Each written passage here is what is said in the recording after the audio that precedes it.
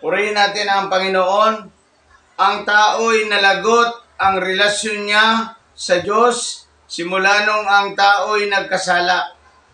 Nung nagkasala ang tao sa harapan ng Diyos, ito ay nalagot ang kanyang relasyon sa Panginoon.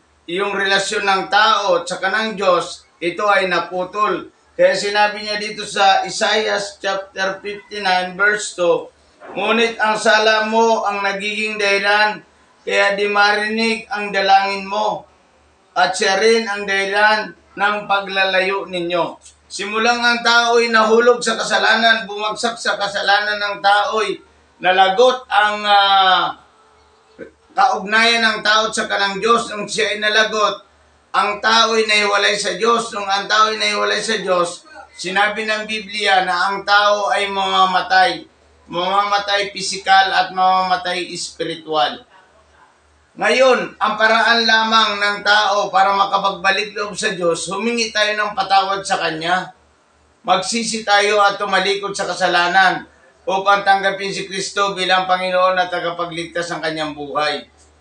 Upang ang lahat ng tao ay bigyan ng proteksyon ng Diyos na magkaroon ng buhay na walang hanggan doon sa kalangitan.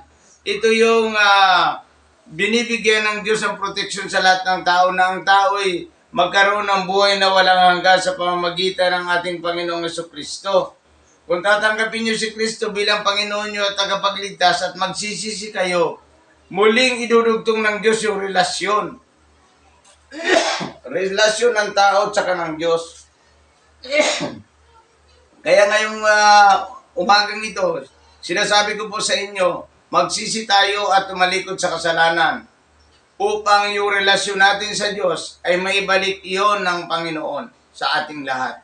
Purihin natin ang ating Diyos. Ang paraan ng kaligtasan ay 4 na P. Una, pagsisisi.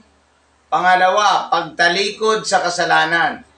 Pangatlo, pagtanggap kay Kristo bilang Panginoon mo at tagapagligtas ng iyong buhay. Pagbukas ng iyong puso upang papasukin si Jesus, upang magkaroon ka ng Panginoon at tagapagligtas ng iyong buhay.